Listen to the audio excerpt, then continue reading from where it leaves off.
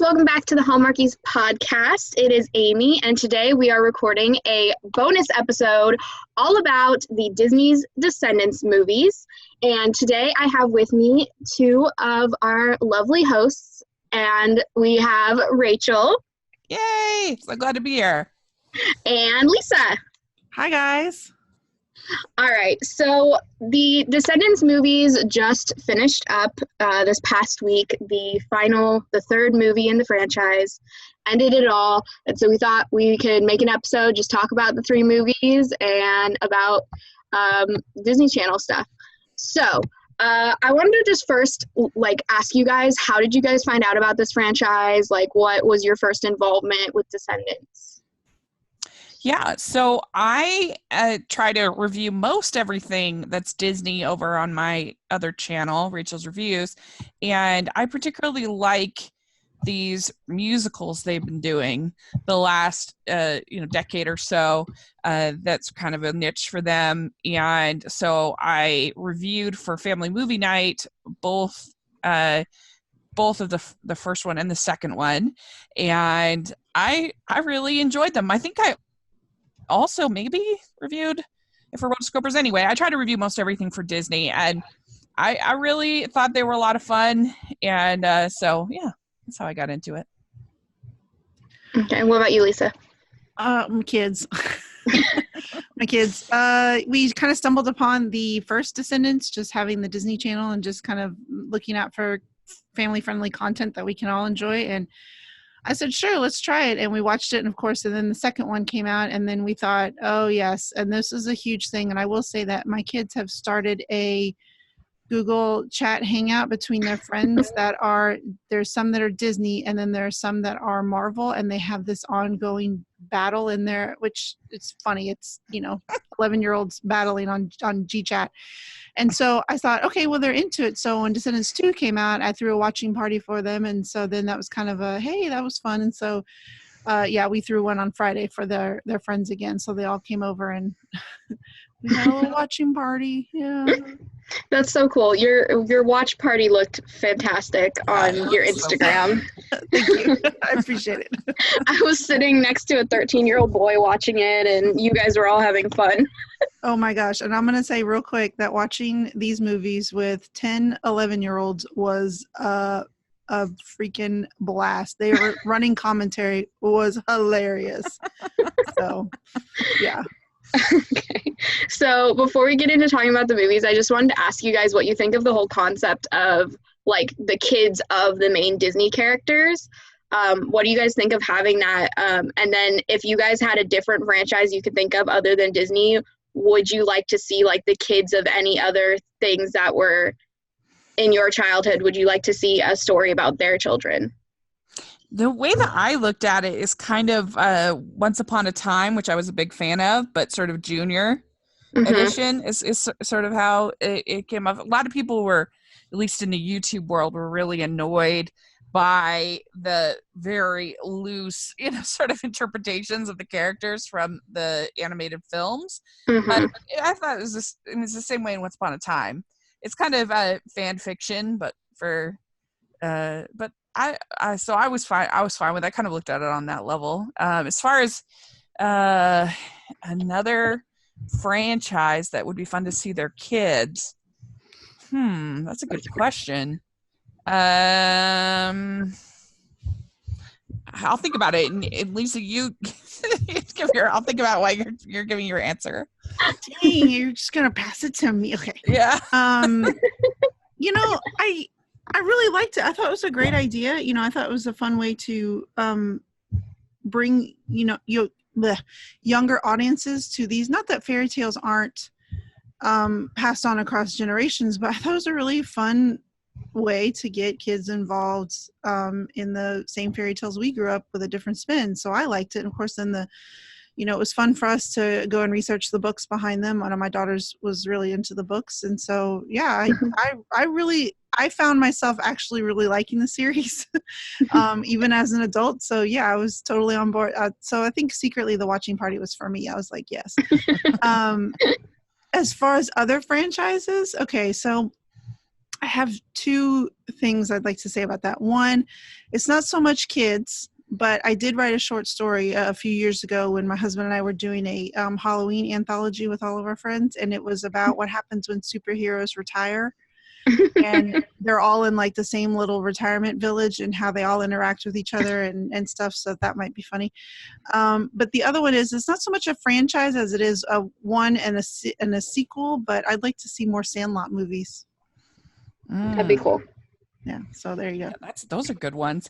The first thing I could think of, because they kind of did the kids of the Harry Potter franchise, and I actually enjoyed it, even though I thought it was terribly written. Cursed Child. But I think you could do something fun with the kids of the Lord of the Rings. Oh yeah, that'd be fun. I'd watch that. That'd be fun. Yeah.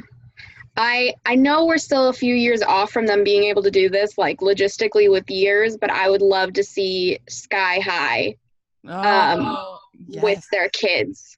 It's a great idea. That's a great one. So let's just talk a little bit about the first two movies. Not going to go too in depth as we are with the last one, but just a short little summary. The first Descendants movie was released in 2015. It's basically 20 years after all the drama has happened in a bunch of the fairy tales. Belle and Beast married, became king and queen of all of the United States of Auradon, which is a combination of all of the different kingdoms, and it's a nation where Belle and the Beast are in charge of all of the kingdoms, basically. And they put a magical barrier around this island called Island of the Lost, and that is where all of the villains were exiled to, and all of the villain kids. So in this first movie, their son, Belle and the Beast's son, Ben, decides that he wants to bring some of the kids over from the Isle of the Lost and not blame them for their parents' mistakes. And so he chooses Evie, the daughter of Evil Queen, Carlos, the son of Cruella de Vil, Jay, the son of Jafar, and Mal, the daughter of Maleficent. And then there's this plot by Maleficent to have Mal steal the magic wand from the fairy godmother and take the barrier down so that they can take revenge, and then chaos ensues from there. So what did you guys think of that first movie? I really enjoyed it. I particularly liked all of the adult characters, and maybe that's just because I am an adult, but I loved Kristen Chenoweth as Maleficent. I thought she was great. I loved Evil Like Me. I thought that was a really fun, campy song. And I loved Kathy Najimy as the Evil Queen. She was great. And I thought that I understand why they got rid of the adult characters for the most part in the sequel, but I thought it was to those franchise's detriment, because I thought they were great. But I'm obviously not the target demographic, so I understand. But they were my favorite. Yeah, I always love foundation movies where you see everybody at their worst at the beginning and at their best, and you have to learn all of their backgrounds, and you have to see, all of their character growth, and you have to watch them go through this. And of course, at that time, we didn't know that it was going to be a sequel, but you kind of figured, yeah, there's going to probably be more of this. But I really liked it. I mean, obviously, because 2 movies later, here we are, I'm still like, yay, Descendants are coming. Yeah, so I thought the first one was really fun. Yeah, I really love the first one, and definitely my favorite part is the end scene when Maleficent turns into a lizard. That is just, I think that's the best thing ever. It's a purple lizard, and that's awesome. And I know a lot of people hated Be Our Guest, which I can understand, but I still think that the first one has the best songs of all 3. I think the second one has the best choreography of all 3, but I don't know. I really think the songs are a lot of fun in the first one. Yeah. And I mean, it's Kenny Ortega, which is Disney Channel. He's done almost every musical that I can think of that Disney Channel has done. So yeah, he's a legend. Yeah, he is. So then let's move on to Descendants 2. So in this one, now Mal is dating Ben, and she's trying to get used to her life as his girlfriend, and they're putting on a cotillion so she can become a lady of the court. And so it's her trying to cope with that, and she's using magic in order to cope, which causes her and Ben to fight once Ben finds out she's using her spell book to cope. And so then she decides to go back to the Isle of the Lost. She's done with this faking everything. And so Evie, Carlos, Jay, and Ben go back to the Isle of the Lost. It's Ben's first experience on the Isle. And when they're trying to get Mal to come back, Ben gets kidnapped by Harry Hook. And Harry, Uma, and Gil all are wanting the wand so that they can bring down the barrier. That's a theme, bringing down the barrier in these movies. And then they have an awesome fight on a ship with singing, and they save Ben. And then we find out that Uma can turn into Ursula, because she's the daughter of Ursula. She can turn into an octopus, and apparently Mal can become a dragon. So that was the big shock at the end of the movie. Yeah. I thought this one, I was really disappointed that to have all the, like I said, the adults gone, because I really enjoyed them. But I think this one has the best choreography. I think the dance sequences are really fun. I really enjoyed it. I wasn't a big fan of Uma. I didn't love that whole plot. But yeah, it was pretty fun. Agreed. The water dance at the end when they're all dancing in the water. I mean, yeah, I thought that was amazing. But, it is what it is. I enjoyed it. Plots of teenagers wanting to ask each other out and figure out love is not super interesting to me as an adult, but it was good. I had a good time watching it. My kids liked it. So, yeah. I really enjoyed this one. I think Descendants 2 is actually my favorite out of the three.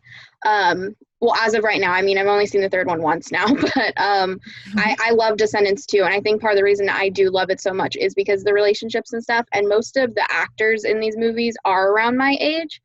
So I just think it's funny to see them,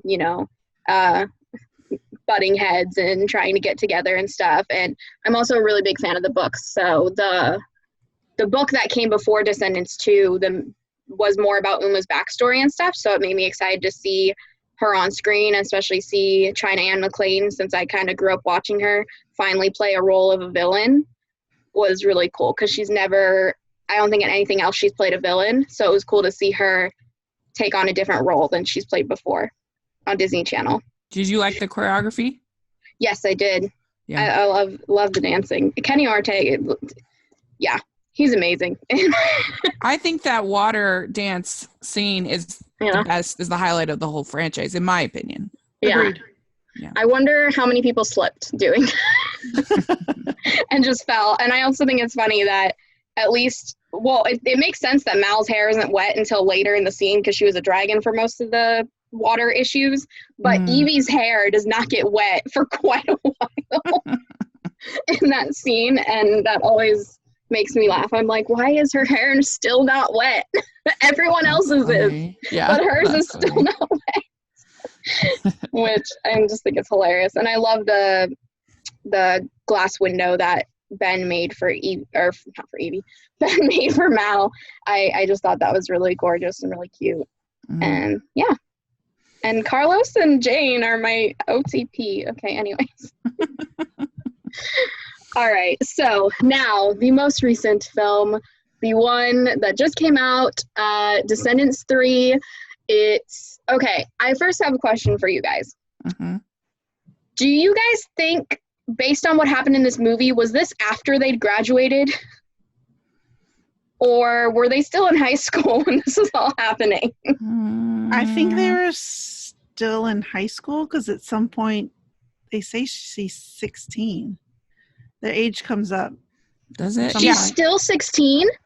Yes, because let me tell you, we'll get into it when we start talking about the movie proper. But yeah, I took notes of what all the kids were saying, and one of those notes was about them being in high school. Yeah. Okay, All right. Well, Descendants 3 is Mal, Evie, Jay, and Carlos visit the Isle of Lost in order to choose 4 new villain kids to take to Auradon. So they pick the daughter of Drizella, Dizzy. They pick Celia, daughter of Dr. Facilier, and Squeaky and Squirmy, the twin sons of Mr. Smee. When they are picked up, Ben proposes to Mal, and so she will become the queen of Auradon. So Audrey gets jealous because she's Ben's ex-girlfriend, and they were together since they were like really little kids. And then Hades tries to get out of the barrier when they're leaving. And then Audrey goes full on Maleficent, puts people under sleeping spells, steals the crown, goes crazy. Mal and all the Mal, Evie, Jay, and them, they have to team up with Uma and Harry and Gil to help this whole situation, and it's, yeah. So basically, Audrey becomes Maleficent, pretty much. And then we find out that Mal has a father, and it's Hades. Surprise. And so they use Hades' Ember in order to stop Audrey and then to bring Audrey back to life. But Audrey basically becomes Maleficent in this story, and you know, she's got a lot of issues going around. Half of the kingdom is asleep. There are so many problems, and you know, I think that some of these problems could have been fixed. You know, Audrey, her stress could have been relieved with certain things.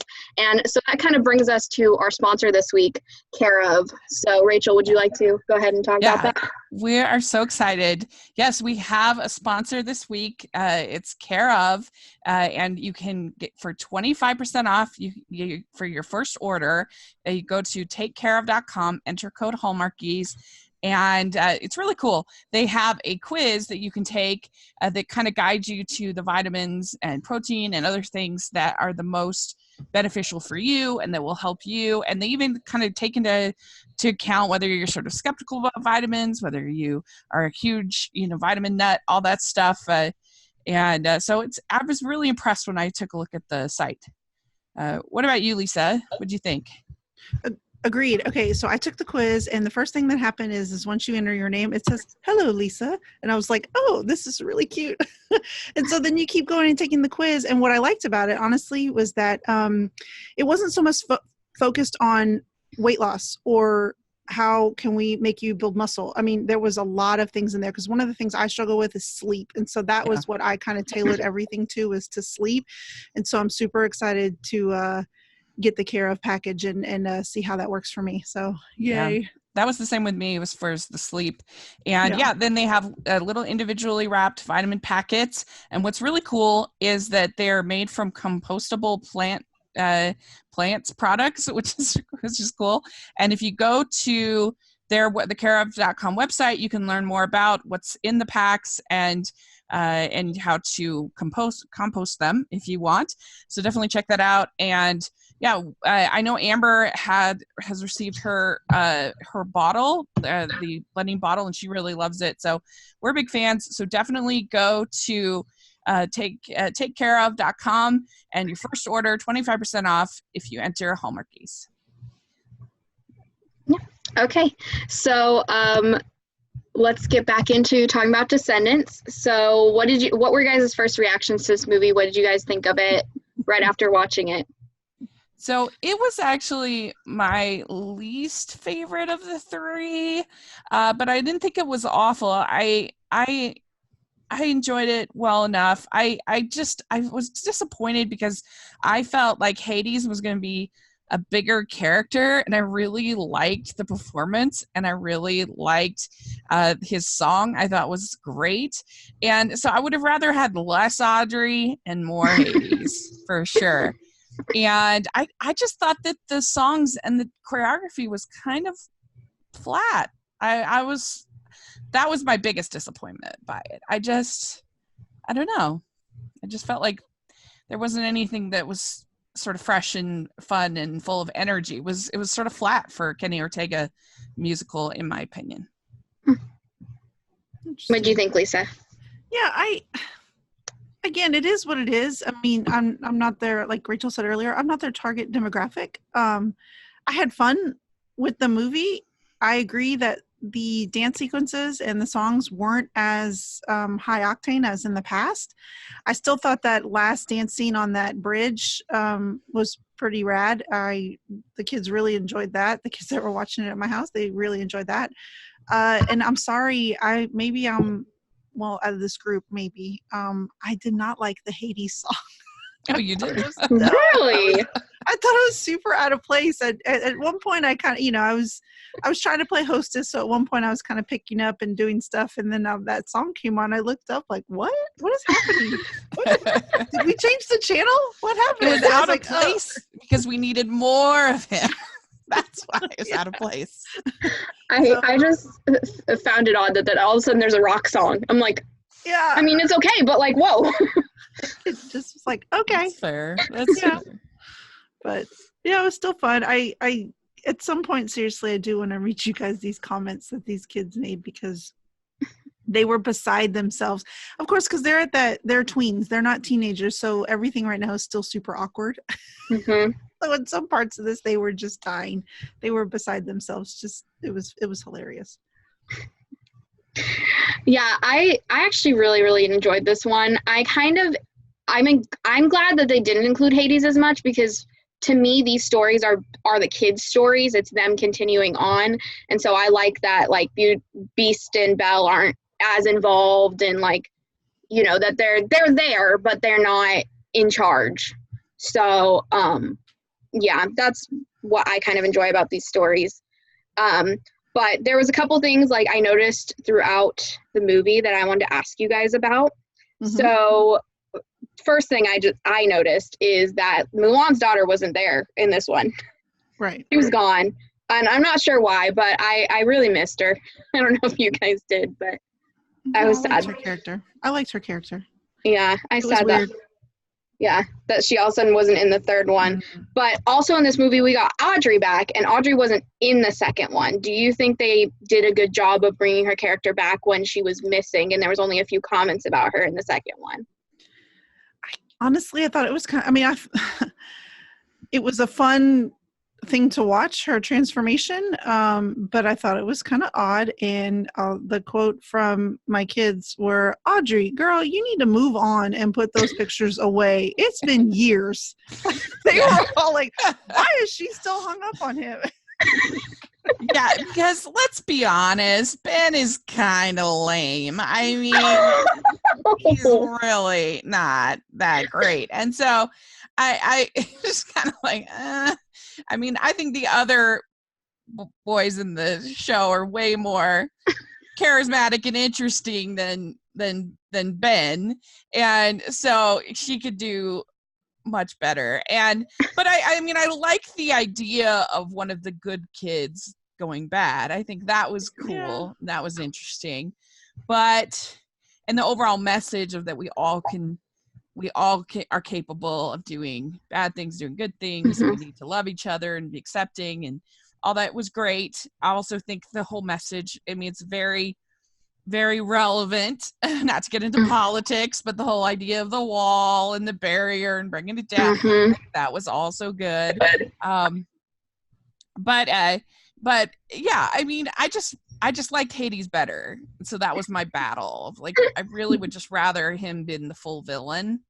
But I'm sure for teens, they probably would prefer somebody, closer to their age or whatever. And so they probably liked it. I thought she did fine with what she was over the top and villainous, and it looked like she was having fun in the role, being a villain. And so I thought the actress did a fine job.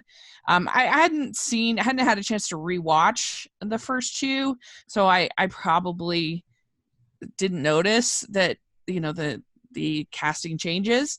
But I did notice that Lady Tremaine, they did some creative casting with that, which was sort of fun. I mean, her be a Chinese. Mm-hmm. I mean, that was creative. I liked that. And yeah. I liked it. I liked it well enough. I just liked Hades better. Yeah. So the whole big reveal, one of the big reveals is that Hades is Mal's father. And I know you really enjoyed Hades, but if there was would you guys have seen anyone else, like any other famous Disney characters possibly being Mal's father? Who else could have been with Maleficent? Well, because that was always the joke of like, who's getting together with Maleficent? You know, like what's going on? And but now I feel like that totally makes sense. Perfect choice. Yeah. There's a meme kind of going around Twitter from this old show that used to be on Disney Channel called House of Mouse, that there is a scene where actually Maleficent and Hades are on a date at the House of Mouse, and Belle and Beast are at the table behind them. So there's a scene of the animated characters. Oh, that's so funny. With Belle and Beast right behind them, which I just think is hilarious. It's like funny. They predicted this in 2004 or whatever, whenever that show was on. So yeah, I just went deep diving for that idea. Well, I saw it on Twitter, and I'm like, oh, this isn't real. And then I went on Google and watched the episode, or on YouTube and watched it, and I was like, oh, this actually happened. So somebody on that writing staff saw it and was like, oh, this would be brilliant, and no one will catch it. And then, of course, internet sleuths were like, psh, we got this. Boom. Yeah, I remember watching that show because I was like probably 8-ish when that show was on, 7, 8. But I didn't ever, every person that was sitting at a table together, I didn't memorize, but someone remembered it. So that's so funny. I think the only other male villains that you could have with Maleficent is you could have Jafar possibly. And I think you could have Dr. Facilier, I think could be maybe. Those are only two that I could really think of, because the other male villains are not really supernatural of any kind, like Prince John or somebody like that. Like that wouldn't work. Or Geppetto. I'm not Geppetto. What's his name? With the puppets. I can't think of his name. But Pinocchio. I don't know. Can you think of any, Lisa? No, I mean, I honestly, it's one of those things where just like there are certain people in your life where you're just like, oh, they just had a kid. I don't know how, they just had one. I don't know any details behind it. They just had a kid, and that's pretty much what I think of whenever I, all these people just had kids. Boop, there they are. Yeah, because you couldn't have like Hans from Frozen or somebody like that. That's not supernatural. Right. Yeah, I can't think of anyone. I was just wondering if you guys had any maybe thoughts on that. But going off of Mal's mom, though, is Mal's mom still a lizard? She's gotta be, right? Pretty sure, yeah. Somewhere in a jar, just hanging out. They put her in a pencil case in the beginning of Descendants 2, and then we had no idea what happened to her. In a pencil case somewhere on the Isle of Lost. Maybe they're giving themselves an out just in case they got Kristen Chenoweth back. Oh, maybe, I don't know. But yeah, I was imagining like the bird from Aladdin or something, like was like, oh, a lizard and ate her or something. Anyway. Yeah, Iago's revenge. Huh? Exactly. Okay, so let's see, what else did I write here? Oh, okay. So was there anything you guys would have liked to have seen in this movie that didn't end up happening? Bigger dance numbers, more fun dance. That was my biggest disappointment. Is I just thought the dancing was, and the songs are kind of eh. So like storyline things, is there anything like you wanted them to end with that didn't end up happening? Well, like how come, I don't know, maybe I'm reading too much into it, but how come Jay did get Jay did get somebody at the end. It was that one dude that they were going to go off and explore together. And I was like, oh, in my perfect scenario, they would be boyfriends, but I get it. It's Disney. So they're just like, hey, we'll just go like right around and have adventures together. And I'm just like, okay. But yeah, like Jay never really got a lot to do. That's true. Like, okay, and I think everyone else got paired off. Well, I think it's because Lonnie was supposed to be his pair based on the last movie, but then she wasn't in this movie. So they gave him the dude from the Isle of the Lost. Yeah. Works. Him and Gaston's son are traveling the world.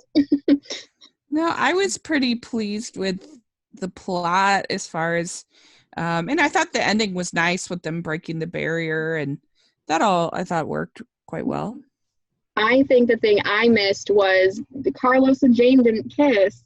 We never got a Carlos and Jane kiss. Okay, when he gave her that necklace, first of all these kids shouted, "What? You gonna ask her to marry you too since she's 15?" And then when that necklace came out, they died. They went, "Jarlos!" They all fell on the floor. "Jarlos! Oh my God!" Oh yeah, I forgot about that. That's right. They were like, "Jarlos! That's the worst!" And then they come up with more. It was hilarious.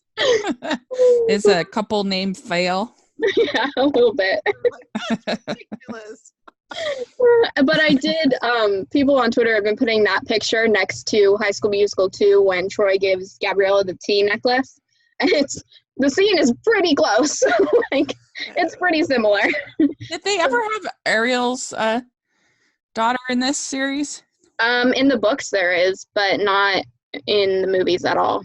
Because that would have been fun. Yeah, that would have been a cool one to have. Mm-hmm. But also in this movie, Evie and Doug finally kissed, which I'm sorry, Sophia Carson, she killed that scene. Mm-hmm. She was good. She went all out. She did. I thought it was great. I'm sorry, go ahead. I'll let you, because I got something to say about this scene. No, keep going. Go ahead. So, first of all, the kids thought that this was the most painful thing ever because, again, they're only tweens. They're not there yet. So this was the most painful scene for them. And when Evie says, "Can I be alone?" they all shouted out, "Girl, you're in a glass room. What you mean, can you be alone? You're in a room made of glass." So then she starts dancing, and one girl was like, "She is being super extra. Just already." And they were like, "Why is this taking so long? Do people really have to dance this long before they kiss?" Oh my God, they were just tearing it apart. They thought it was, they were like, that was too much. It was too long. But I agree with you. I thought she nailed it because I really like Sophia Carson as an adult. I was like, oh, this is cute. The kids, no, they were like tortured. I think my brother's biggest comment about that whole scene was, why is his hair like that? Like, the whole movie, his running commentary was, why is his hair like that? Like, he had some problem with Doug's hair the whole movie. Oh, yeah. It was a half and half. Some people liked it in the room, and some people were like, "Are you kidding?" And then, yeah, it was back and forth. Yeah. Okay. But that was like my brother's only comment he made the entire movie was just about Doug's hair constantly. And then during that scene, he was like, "Can she just kiss him already? Let's move on." Like, yeah, he's 13. He's like, "I don't care." So he's he's getting to that teenage age. So I just wanted to ask you guys, what do you think the logistical problems would be with them bringing just the barrier down and all the villains can just come over now and have their powers back, basically? And that kind of was a snap decision. It kind of happened really quickly. So what do you think maybe those issues could be in the future? I mean, I think it'll create a lot of chaos initially, but in the end, it's you can't keep people from being people who they are. That's great that you got this amazing, well-constructed world that was all perfect, but at the detriment to a whole nother set of people over here. Yeah.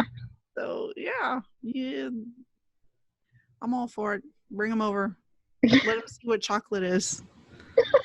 Exactly. Let them find out what food tastes like. So what I want to say is that I think the message behind this movie is that when you tell people they're villains, they're going to behave like villains. Mm-hmm. But when you give them the chance to behave like heroes, like with Hades, then they do the right thing. And so if you, by breaking down the barrier, then you basically are kind of telling them they're not villains anymore. And sure, you're still going to need, police and law enforcement and other stuff like that, but you give them a chance, I guess, to be a hero. I like that. Yes. Yeah, I like that. And I don't think there would have been any other way for them to end it than bringing the barrier down. I feel like it would have been kind of a not full ending if they wouldn't have done that. Agreed. Yeah. So, Lisa, okay, so Mal is still 16 and he proposed. That's the way it is in Disney movies. I mean, they're usually young. I thought that this whole movie was based after they'd graduated. Like, that's how it came off to me. That's initially what I thought, because at the beginning, every single person in the room goes, aren't they still in high school? What's happening? And I was like, no, I think they're, and then as it got later, then they said she was 16. I'm thinking, well, what? Well, I was thinking that they were seniors in high school. I don't know why I thought that, but. And I didn't even like Bella Swan getting married at 18. That's true. But then Jay made a comment about, I'm going to take a gap year and travel with Gil. So I'm like, okay, a gap year, they must be close to finished. Right. If he's thinking about taking a gap year. Also, do they go to college in Oregon? Anyways. I don't know. I think when you know, you know. Sometimes you know when you're 18. And sometimes, yeah. That's fine, but I'm going to tell you right now, if my kids came to me at 16 and said they wanted to get married, I would laugh and then laugh some more and say, no. You can wait 2 years. Okay. So if they were to make another Descendants movie, what would you guys want it to be about? I don't think they can. I don't think they can either, but is there a possibility? Maybe without the main four? Mm-hmm. Some sort of Dukes of Hazzard where the cousins come in and ride around in that car for a little while, and then yeah, it would have to be a spinoff because it would just be too awkward without Cameron. Yeah. So did you guys what do you guys think of the way that Cameron Boyce passed away a couple weeks ago, or in mid-July, and so what did you guys think of the way they honored him in the movie at the end and at the beginning, actually? Oh, I cried. It was great. It was perfect. It was really, really good. I originally thought when I saw the picture at the beginning, I'm like, oh, that's sweet. They just put a picture of him and said, put those few words on the screen. I'm like, okay, that's all it's going to be. And then at the end, when they were running away and all of a sudden it fades into like a montage of him on Disney Channel, that was, I think, a really great way for them to honor him. Yeah. Made me I cried. I don't know. I don't think there was a dry eye. Like, everyone I know who watched it cried. Even my 13-year-old brother, he's like, I'm not crying. He was crying. Yeah, it was perfect. It didn't seem exploitative at all. It was just really sweet and touching. And because it's a tragedy. There's no ifs, ands, or buts about it. I mean, somebody so young, so much potential. It's terrible. And just seeing, he's 2 years younger than me, but all the shows I watched growing up, he was in quite a few of them. So just thinking, this kid I watched on Disney Channel in various different shows, now he's gone and he's around the same age as me. It just was, it's been kind of it's a new experience, at least for me and a lot of people my age, a lot of my friends. We've never experienced someone we look up to on television or anything like that passing away like this yet. So it's just been very new for us. And yeah, I think it was a very sweet way of them doing, and commemorating him. So, yeah, they did a great job with that. Yeah. So in these movies, were there any classic characters, kids, that you would have liked to see that were not in it? That's a good question, and one that I have not thought about. But that's Ariel. We already talked about that. And it might have been fun to have gotten Moana, maybe. Mm-hmm. That would have been cool because that's newer. Yeah. Mm-hmm. I was thinking Elsa, maybe. Yeah, from Frozen. I wanted to see Peter Pan's son or daughter. That was. Oh yeah. Kinda, I mean, we got Hook's son, but I really wanted to see Peter Pan's kids. I mean, that's assuming Peter Pan grows up. That's true. That's a good point. True. That's a good point. You could have Peter Pan himself be going to the high school. That's true. That would have been funny. Yeah. Where he's like, hey, fellow kids. Like 50. Yeah. There's some that are a little bit more sort of ambiguous, whether they're villains or heroes. That might have been interesting. Like say the Mad Hatter or somebody like that. Yeah, Would have been I think interesting.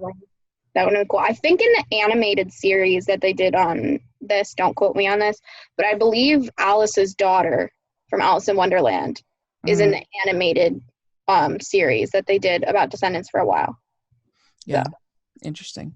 Yeah, and then animals also. Was there any like pets, famous pets of Disney characters that you would have liked to see? I really wanted to see Jafar's parrot. Yako, yeah, that would have been fun. Yes, that would have been amazing. Yeah, and also when Disney and everything, I really wanted there to be I can't remember the cat's name from Cinderella, but Lucifer. Best cat name ever.